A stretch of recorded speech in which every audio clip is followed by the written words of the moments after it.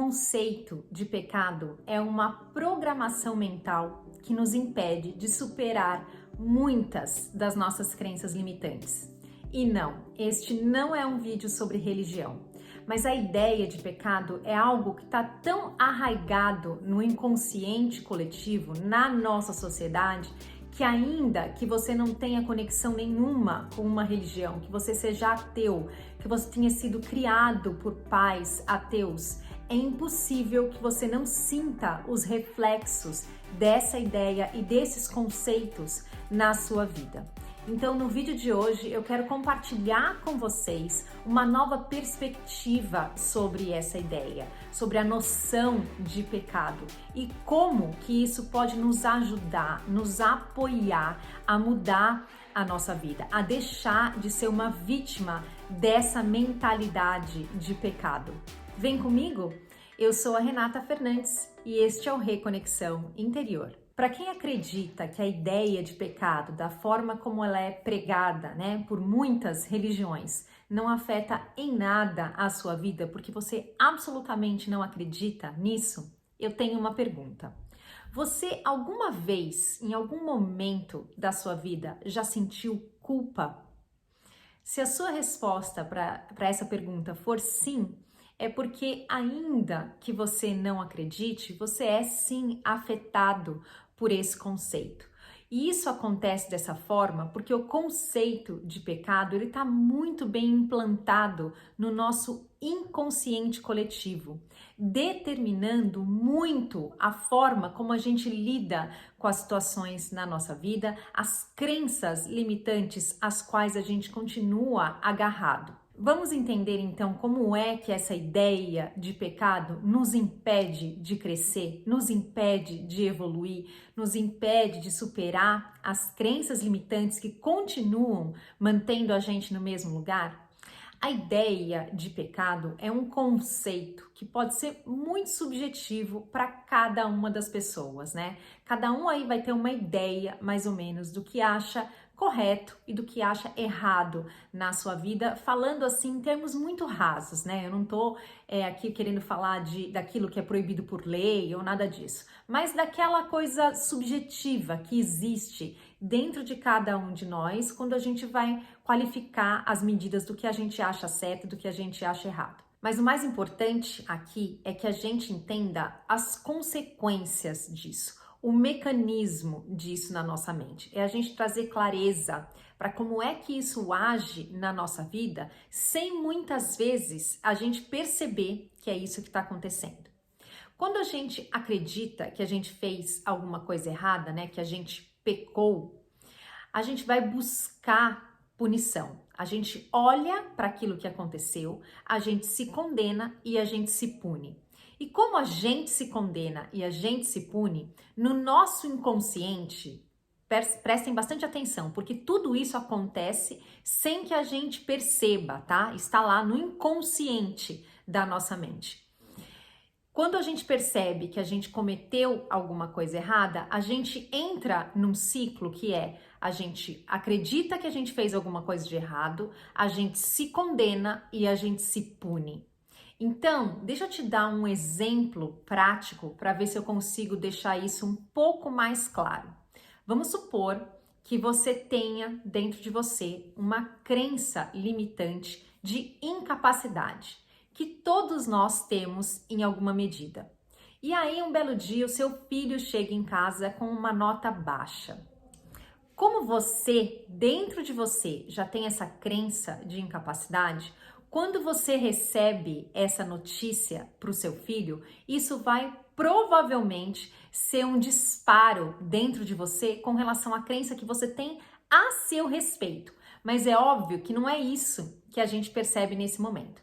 Então vamos lá, o seu filho trouxe essa notícia dessa nota baixa, você ficou muito incomodado, ficou muito bravo por causa daquilo, e aí, de alguma forma, você joga toda essa sua frustração, toda essa sua raiva em cima do seu filho, cobrando dele aquilo que muitas vezes a gente não consegue fazer por nós mesmos. E aí a consequência é que talvez depois dessa sua reação você se arrependa, você sinta culpa, sem nem mesmo entender de onde é que vem essa culpa, porque você acreditou que estava fazendo a coisa certa, você acreditou que dando uma bronca no seu filho, deixando ele de castigo, tirando o videogame, fosse alguma coisa que vai ajudar ele a pensar a respeito. E aí, você de qualquer forma se sente culpado. Essa culpa vai fazer com que você se alinhe às situações para que você se puna. Na verdade, quando a gente fala em última instância, o próprio sentimento de culpa já é uma autopunição, porque a gente se sente mal, a gente está se julgando, a gente está se condenando. Mas não bastasse isso, a gente vai se alinhar com outras situações para que a gente possa sentir que a gente pagou o preço dessa nossa culpa. Então pode ser que você bata o carro, pode ser que você chute o dedinho na ponta da mesa, que você queime a mão, enfim, tudo isso vai depender e vai variar de pessoa para pessoa. Mas preste atenção na sua vida se isso não acontece. E geralmente a gente não correlaciona os eventos, a gente acredita que uma coisa não tem nada a ver com a outra. Mas sempre tem, porque é uma forma da gente se punir, é uma forma no nosso inconsciente a gente dizer pra gente, tá tudo bem, eu já paguei o preço que eu deveria pagar por este meu erro, por este erro que eu cometi com o meu filho. E é lógico que tudo isso acontece de forma muito inconsciente, a gente não percebe que é isso que a gente está fazendo. E isso acontece dessa forma porque, via de regra, a gente tem um autoconceito ruim. Inconscientemente, novamente, a gente não acredita que na nossa essência nós somos pessoas boas. Porque se nós fôssemos mesmo muito bons, a gente teria um autocontrole melhor, a gente não gritaria com as pessoas, a gente não agrediria as pessoas da forma como a gente agride na hora que vem a explosão. Então a gente acredita que nós somos pessoas ruins e que a gente merece punição, então a gente se autopune. E aí, como é isso que a gente acredita a nosso respeito, a gente cria no nosso imaginário um Deus que também é punitivo, um Deus criado à nossa imagem, ao invés do oposto. A gente cria um Deus que julga o certo e o errado, que não tem mais nada do que fazer da vida, que está lá sentado numa grande poltrona no céu, julgando tudo o que acontece aqui embaixo e punindo as pessoas por causa disso. Quantas vezes você já não se perguntou, quando aconteceu alguma coisa que você julgou ruim na sua vida, quantas vezes você já não virou para Deus e não perguntou ou não reclamou, eu não mereço isso, por que é que eu mereço isso?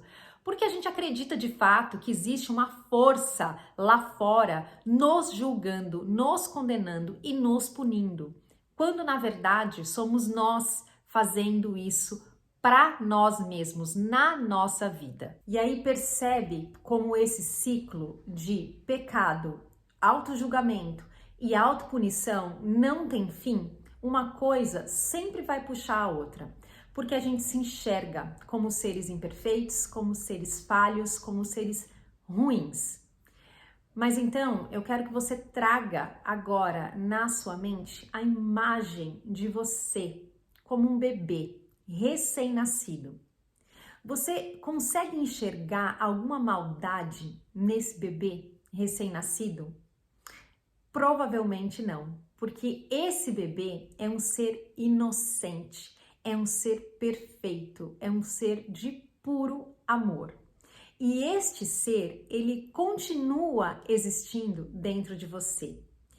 E preste bastante atenção, porque inocência não tem nada a ver com ingenuidade. Inocência é uma característica inerente às pessoas que não têm culpa. Inocente significa ausência de culpa. E ingenuidade é só aquilo que a gente não percebe ou a gente não quer ver, né? Alguma coisa que está na nossa cara e a gente não quer ver. Não tem nada a ver com inocência. Inocência é uma característica intrínseca nossa, de todos nós. E como ela é uma característica intrínseca, uma característica de referência do seu ser mais verdadeiro, não importa o que você faça, não importa o que você tenha feito, não importa o que você vai fazer ainda no futuro, que você considere um erro, isso não tem o poder de mudar a sua essência, não tem o poder de mudar quem você é. E aí você pode falar para mim, Renata, mas se é assim, então o mundo vai virar um caos, porque se a gente pode fazer qualquer coisa que a gente quiser, né? E tem essa ideia de que nada vai mudar, de que a gente vai continuar sendo seres perfeitos, então o mundo está perdido. E na verdade, isso é um pensamento bem comum do ego para manter a gente neste ciclo de pecado, condenação e culpa. O livro 100 explica que o pecado é, na verdade, apenas um erro que precisa ser corrigido. Então, se a sua essência é puro amor, é pura inocência, e você cometeu um erro, cometeu qualquer coisa que não seja amorosa, tudo que não for amoroso é um erro. Então, eu gosto muito desse conceito do livro Um Curso em Milagres, porque ele não deixa dúvidas. Primeiro, ele não deixa dúvidas, né, sobre o que é um erro. É branco ou preto? Ou você tomou uma atitude amorosa com relação a alguma situação que você está vivendo na sua vida, ou você tomou uma atitude baseada no medo. No exemplo que eu dei, por exemplo, quando alguém briga com o filho, né, por causa de uma nota baixa, ele não está fazendo isso em nome do amor, como é aquilo que passa na nossa mente, né? Se a gente for muito honesto, a gente vai perceber que a gente está fazendo isso com base no medo. Com base no medo de quê? Com base no medo de que o nosso filho seja tão incapaz quanto a gente acredita que a gente é. A gente é disparado dentro da gente esse sentimento de que o nosso filho pode viver alguma coisa que a gente repudia muito dentro da gente. Então, dentro dessa perspectiva, né, do que é o erro, o livro 100 explica o seguinte: quando a gente age de alguma forma errada, a única coisa a ser feita a respeito disso é corrigir esse erro. E a gente corrige esse erro na nossa mente. A gente corrige o erro de acreditar que nós somos incapazes num primeiro momento. Quando você cura essa crença de incapacidade dentro de você, pode ter certeza, a sua reação diante de uma situação onde seu filho te apresenta uma nota baixa, onde o seu colega de trabalho não faz o que ele teria que ter feito, vai ser completamente diferente. Porque como você tem essa certeza da capacidade dentro de você, você também consegue enxergar ela no outro. Então, você vai lidar com a situação a partir de uma outra perspectiva. Pode ser, por exemplo, que você acolha o seu filho e diga para ele: filho, essa nota não diz nada a respeito de quem você é. A gente pode estudar juntos, a gente pode procurar outras formas de te ajudar e de seguir em frente. Não tem necessidade de deixar ele de castigo. Castigo não ensina nada a ninguém. Só ensina que a gente é menor que os outros. Só ensina que a gente merece ser castigado. É de novo o conceito de pecado, condenação e punição. Mas a gente pode olhar para isso de uma forma diferente. E aí, quando a gente olha para isso a partir desse novo olhar, né? A partir do olhar de que nós somos criados à imagem e semelhança de um Deus amoroso, a gente pode também lidar com as situações a partir desse recurso dentro de nós. Se você não souber como agir, se pergunte como é que o amor agiria diante dessa situação. Eu tenho certeza que você vai encontrar uma resposta. Olha a grande diferença desses dois sistemas de pensamento. Quando a gente está pensando no pecado da forma como a gente aprendeu, né? O pecado, ele vai gerar uma punição que só reforça a nossa crença, no meu exemplo, por exemplo, de incapacidade. Quando a gente olha sobre a nova perspectiva, né, sobre a perspectiva de que na verdade isso foi só um erro que precisa ser corrigido, isso reforça a nossa ideia de inocência, a nossa ideia de que nós somos bons em essência. Vamos traçar um paralelo então sobre como isso funcionaria na nossa sociedade? E tendo em mente que tudo aquilo que a gente faz para o outro volta para a gente. Isso é muito importante. Então, se a gente levar em consideração, por exemplo, o nosso sistema prisional, como é que é o sistema prisional do Brasil e de vários outros países no mundo inteiro? É um sistema prisional baseado no conceito de pecado e punição. Não é novidade para ninguém que as cadeias no Brasil, elas são escolas de crime. As pessoas não saem de lá melhores, porque elas foram condenadas, porque existe um reforço daquilo de negativo que elas ofereceram para a sociedade e que levou elas para a prisão.